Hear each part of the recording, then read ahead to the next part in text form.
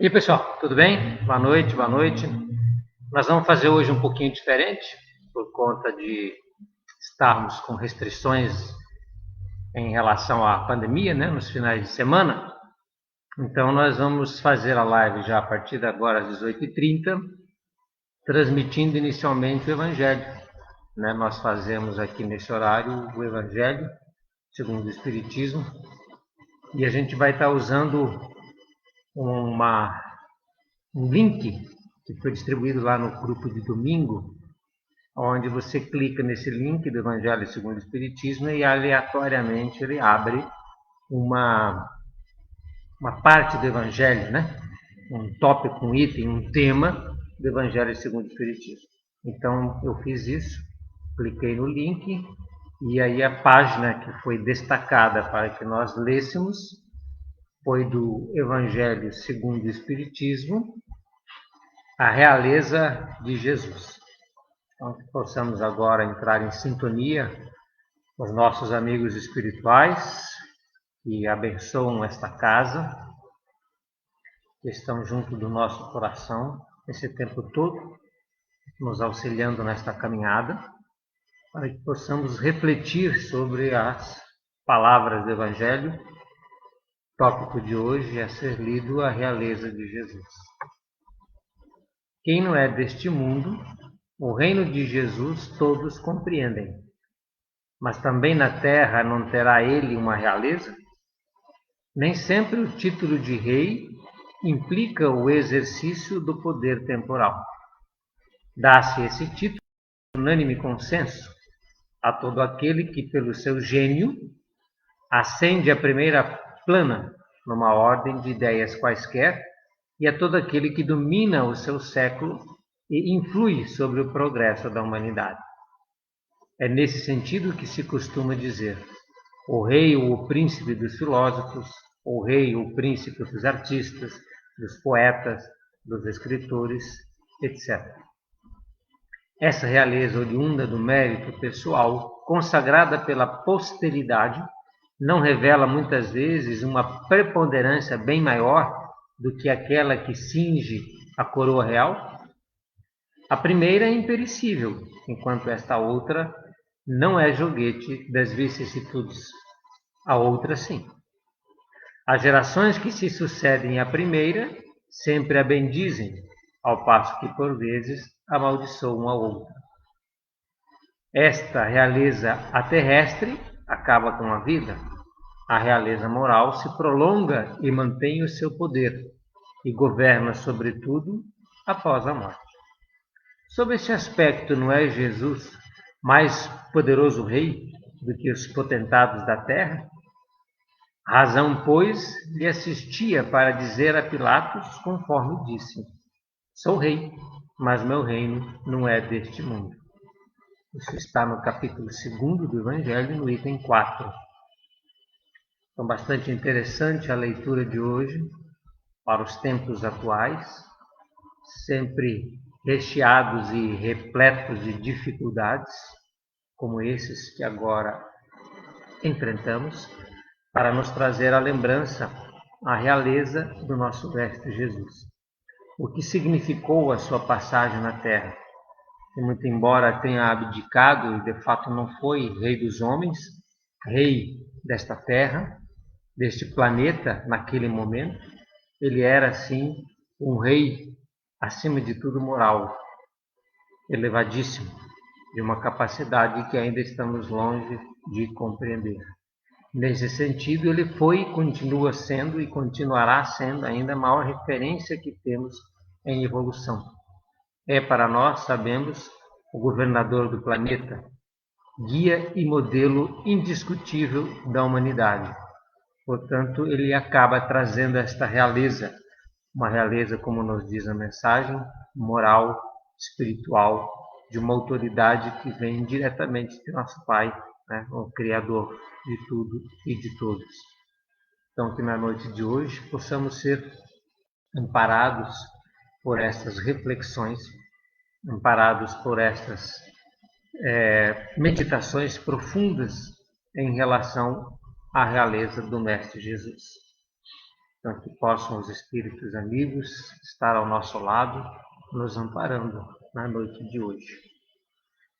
Nós vamos então dar sequência aos estudos, né, relacionados ao livro Mereça Ser Feliz, que já estamos há bastante tempo refletindo, estudando, já caminhando para o final desta obra tão importante para o nosso crescimento espiritual.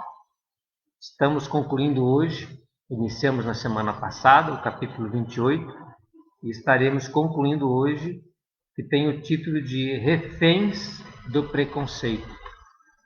Nós líamos e estudávamos semana passada as questões relacionadas ao julgamento, como nós temos esse hábito bastante nocivo à nossa felicidade, que nos traz bastante dificuldade por esse mecanismo quase que automático que temos de preconceito e discriminação, que nos faz, de uma hora para outra, né, em quase todas as análises da nossa vida e convivência, emitir julgamentos em relação a tudo e a todos.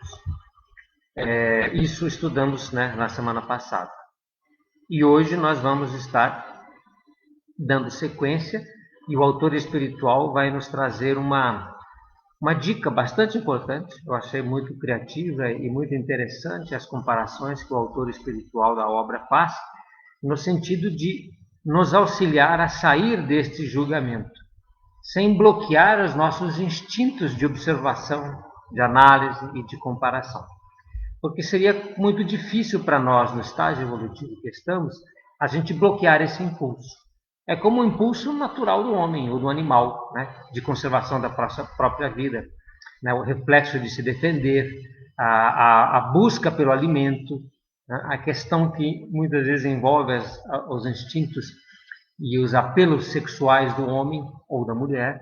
A gente não pode simplesmente bloquear isso, porque sabemos que traz malefícios, acabam acarretando maiores doenças e complicações, sempre que impulsos genuínos do ser, porque são impulsos verdadeiros e genuínos, todos esses, próprios da conservação da espécie, próprios da vida humana, também animal.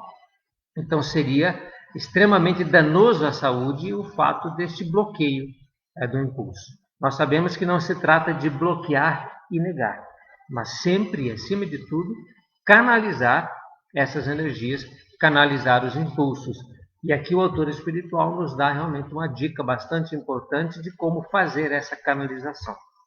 Então, como ele nos dá essas dicas referentes ao ato de analisar, ao ato de classificar, prestar atenção na vida dos outros.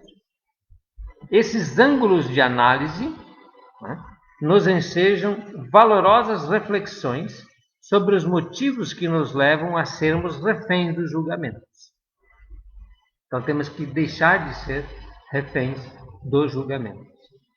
Porque julgar é situar a mente na inflexibilidade. Por outro lado, se eu dou abertura para análise, ou seja, analisar, é buscar a compreensão do subjetivismo do próximo. Ou seja, quando eu emito um julgamento, ou quando eu caio no julgamento, é uma questão inflexível. Eu rotulei, eu penso daquela forma, pronto. Eu não dou abertura para uma análise criteriosa da situação. Ao dar abertura, para a análise, eu vou buscar a compreensão dessa subjetividade que está relacionada à vida de todo mundo. Nada é igual e nada é permanente na nossa vida. Julgar é concluir. Está pronto, acabou, sentenciei. Né? Já está definido. Analisar é perquirir, é fazer questionamentos, é buscar entender com maior profundidade o que está acontecendo. Então, ao invés de julgar, analisar. Nos julgamentos, temos certezas. Nas análises, encontramos a relativização, ou seja, damos abertura para dúvidas, porque quem é que conhece a fundo a vida alheia? Nos julgamentos, temos sentenças, como falávamos. Na análise, temos a alteridade. O desejo inferior de reduzir o valor alheio é das causas mais comuns na atitude de julgar. enquanto a ação de analisar nos conduz à lealdade em relação aos sentimentos que experimentamos com quem tenhamos conflitos. Ou seja, eu dou uma abertura para avaliar melhor o que eu estou sentindo e não simplesmente concluir a respeito daquilo que eu estou julgando. O compromisso impostergável para a saúde dos relacionamentos reside na capacidade de resistir aos apelos do pessimismo e do descrédito no que tange a quem é alvo dos nossos julgamentos. Então, isso acontece muito quando a gente não gosta de alguém, né? Ou quando alguém, por exemplo, é de outra raça, de outra cultura, alguém que nós temos um certo preconceito. Os apelos do pessimismo, do descrédito, desse preconceito nos vêm à tona. Ao sairmos do julgamento e dermos abertura nos relacionamentos, sejam eles quais sejam, para que a gente faça uma análise desprovida desses preconceitos e discriminações, e dou abertura para uma saúde, um relacionamento mais saudável, onde eu consigo flexibilizar as minhas opiniões e julgamentos dentro dessa alteridade. Essa polarização mental no arbítrio de juízos sobre o outro ativa o remanescente de vivências similares arquivadas na subconsciência. Mediante semelhante quadro, o juiz intransigente, que acusa e decide, extermina lavouras férteis na vida de relações. A gente sabe disso. Sempre que esse juiz intransigente que nós temos em nós, ele vem à tona com relevância ou com força, nós vamos criar esse arbítrio, essa polarização nos juízos. Certo ou errado, é assim ou é assado. Você não está desse jeito com a verdade, então está do outro com a mentira.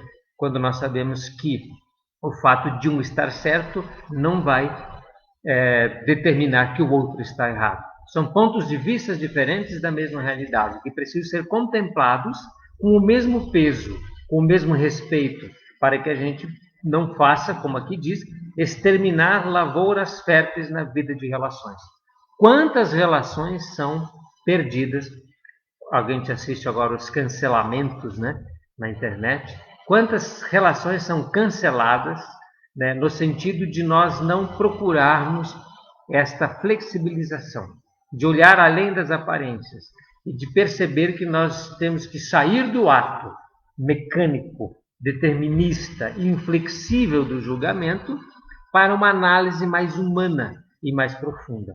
Nós até postamos aí, né, no nosso Face, está logo abaixo, a questão a matéria da antroposofia, que nos falam desse esfriamento, né, das relações humanas, onde esse sentido humanitário das relações tem se perdido. Então vejo como é bastante pertinente tanto aquela matéria, que merece ser lida, quanto os estudos agora que fazemos em relação a esse sentido humanitário, em ter essa empatia com o outro, em poder abrir, né, dentro dessa cultura da convivência com maior alteridade, essa capacidade que nós temos de relacionamento interpessoal. Não permitir que esse juiz intransigente faça o sentenciamento, né, e o julgamento das nossas relações. A vigília permanente sobre a dinâmica dos sentimentos, então, torna-se imperiosa e emergente para não deflagrar a pane emocional que vai encharcar a tela dos pensamentos de planos infelizes na direção do separativismo e da desconfiança, das dissidências e do esfriamento do amor, além das mentalizações que passam a gravitar na órbita da animosidade contida e da desafeição. Então, resumindo o que ele coloca aqui, é que a gente tem que estar permanentemente atentos, com uma vigília permanente sobre a dinâmica dos nossos sentimentos, sempre que nós estamos em relação, para evitar que essa reação automática às opiniões contrárias tem esse fluxo de se manifestar na intransigência, se manifestar, como ele aqui diz, na desafeição e no desamor. Nós temos que ter atenção para colocar nas relações mais amor e mais respeito, para darmos um tempo de análise, para nós não sermos tão deterministas, tão apressados, principalmente tão apressados e imediatistas nos julgamentos da vida alheia. Ou, desculpa, porque julgamento não deve ter, né? Nas análises da vida alheia. Então a gente tem que dar esse tempo, né, para que o amor possa encharcar a nossa relação e eu estar olhando o outro com maior isenção e com mais empatia, sem aquelas intransigências das minhas crenças pré-estabelecidas. Para eu dar abertura a olhar a vida também com o olhar do outro. Para eu perceber que o ponto de vista alheio tem e deve ter tanta importância e tanto peso quanto o meu ponto de vista. Porque se é assim que eu gostaria de ser tratado, por que não é assim que eu trato o outro? Se eu gosto que respeitem as minhas opiniões e que possam discutir pontos de vista dentro desse respeito, sem julgamentos precipitados ou sem análises apressadas, eu também preciso agir da mesma forma em relação ao outro. Então, numa época, né, em que a gente está dentro esses cancelamentos sociais, importantíssimo nós dinamizar as relações com esse amor e sair dessa armadilha do julgamento, do julgar, para essa capacidade de analisar, para essa capacidade de análise. Transformemos os julgamentos em reflexões, saindo do comodismo no qual muitas vezes preferimos estagiar na obtenção de folgas para o raciocínio. O autor espiritual ele é muito sutil, né? Olha só o que ele escreve aqui.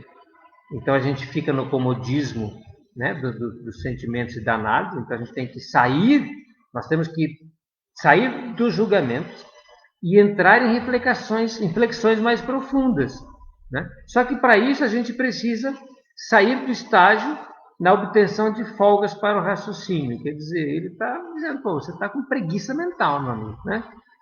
Você está com preguiça mental, você está sendo meio nécio, né? Meio burro, meio tapado, desculpe, né, os termos mais diretos, no sentido de que está tendo preguiça de analisar melhor essa relação, analisar melhor a manifestação do outro, a ação alheia. E aí, como você quer muito rápido, você não está em muito tempo para perder, está comodamente instalado nos seus pontos de vista, não quer nem se preocupar em analisar as coisas com raciocínio e inteligência, você simplesmente julga, rotula, põe lá o carimbo, né, de, sei lá, o nome que você quer dar, né, ao outro, carimbou e já despacha o cara com o julgamento e a sentença já definidas. Isso é preguiça mental, né? A gente tem que sair desse comodismo com veemência, para entrarmos num processo de inteligência nas relações. Acho que a palavra certa é essa, né? Inteligência emocional. Se você não tem inteligência emocional, você é um burro emocional, ou um ignorante, desculpa, né? Um ignorante emocional. O ignorante não é uma forma pejorativa, falta de conhecimento emocional. Então, para que você deixe de ser um ignorante emocional, você procura estudar. E aí tem que sair do comodismo, avaliar as relações, para que você adquira inteligência emocional. Ou para que você adquira conhecimento transformativo ou transformador, no sentido de usar a inteligência emocional. Quando deveríamos erigir, né, elevar momentos seletos sob a tutela do estado de oração, na busca incansável das respostas que surgirão das indagações e meditações de profundez desejável ao crescimento pessoal. Resumindo, a oportunidade que nós temos de crescer pessoal e espiritualmente. Se nós sairmos do julgamento que já é conclusivo e virmos para uma análise mais detalhada dessas questões, utilizando a inteligência emocional, nós vamos estar, e aqui eu coloco sob a tutela do estado de oração, ou seja, além dessa capacidade de análise, trazer a oração, entrar num estado de meditação mais profunda, de reflexão mais profunda, um estado de oração, onde você vai estar iluminando a tua análise com o amor, para que você possa entender esses processos, se tornando mais compreensivo, mais empático e, portanto, uma pessoa melhor, com inteligência emocional avançada e com uma capacidade de um relacionamento interpessoal e intrapessoal mais elevado. Então, é uma oportunidade de crescimento, que a gente acaba perdendo quando entra no julgamento, pura e simplesmente. Não vamos desperdiçar essas oportunidades. Os elementos que compõem os alicerces desse estudo criterioso são assertividade. Olha só as habilidades interessantes que a gente vai acabar desenvolvendo se colocarmos mais atenção nesse relacionamento e sairmos dessa inércia, desse comodismo espiritual e mental. Assertividade, alteridade, abnegação, lealdade, complacência e amor. Vamos repetir os alicerces desse estudo, dessas análises? Assertividade, alteridade, abnegação, lealdade, complacência e amor. Muita coisa, né? Essas bases consolidam valores e habilidades que capacitam para interações desprovidas de projeções pessoais no outro, gerando entendimento e cooperação, benevolência e elevação. E aqui arremata de uma forma extraordinária, né, mostrando o quanto que essa habilidade capacita interações desprovidas daquelas projeções pessoais, que nós estamos estudando muito desde o início na questão do orgulho, onde eu projeto no outro, né, aquilo que eu sou, onde eu transfiro a responsabilidade para ombros alheios e vou me eximir, né, de ser responsável pelos próprios atos. E neste caso aqui, vou abdicar de poder melhorar, né, o meu estado de elevação, com maiores propósitos de entendimento, cooperação, benevolência e, claro, elevação moral e espiritual. O exercício de priorizar em cada afeição do próximo, análise ou aferição do próximo, alguma virtude ou atitude feliz, será uma medida de segurança nessas incursões pelo mundo desconhecido de nós próprios. Ou seja, é importante, assim como nós enxergamos em nós alguma medida de virtude ou de atitude feliz, porque nós não agimos de forma diferente disso, de que o outro também está imbuído desta mesma verdade, desta mesma intenção. Buda, o iluminado poeta universal, falava da meditação da plena atenção, pela qual se conquista o estado interior de observação sem julgamentos. Olha que interessante. Então, aquele estado interior de plena atenção, onde eu estou atento aos meus movimentos interiores, mecânicos e impulsivos, e eu posso, de certa forma, interferir na sua manifestação, direcionando ele para a análise mais demorada e humana, né, dentro desse sentido humanitário, e menos para aquela questão sem filtro, sem esforço, sem análise, sem presença do eu interior, que vai simplesmente no ego, né, no mecanismo mental, e aí eu simplesmente imito o julgamento. Então, com esse estado de meditação plena, conquista-se o estado interior de observação sem julgamentos. Eu observo, mas não julgo. Eu analiso, mas não julgo. Aquilatando a impermanência da vida e das pessoas pelas vias da meditação analítica para tomada de consciência, que seria o nirvana que liberta a mente em direção à verdade. Então a gente vai estar em busca da verdade sem julgamentos e vai entender essa impermanência da vida. Nada é permanente. Nós já não somos os mesmos que éramos ontem, o que dá direito que o outro também não é. Então, se ontem, numa relação ou numa manifestação, eu fiz uma análise de determinada pessoa, a pessoa de hoje já não é mais a mesma. Ela provavelmente pode e deve ter evoluído, ter modificado algumas das suas manifestações anteriores, não é isso? Então, esse caráter impermanente da vida precisa ser apreendido em nossas análises. Tal prática será uma escalada de larga amplitude para a compreensão, porque conheceremos no íntimo a alegria de estarmos livres de um dos mais terríveis opressores e carcereiros dos caminhos humanos, que nos coloca como reféns infelizes do mal, o preconceito, que dá origem a esse ato de julgar os outros sem dó e sem piedade.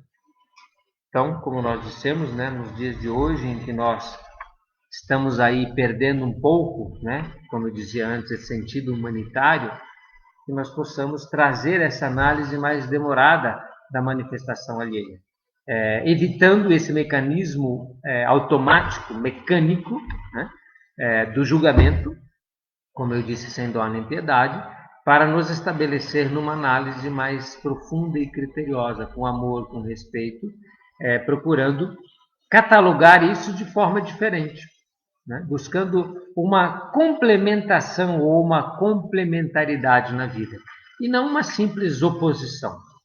As outras opiniões não são opostas à minha, portanto adversárias, inimigas, elas são complementares.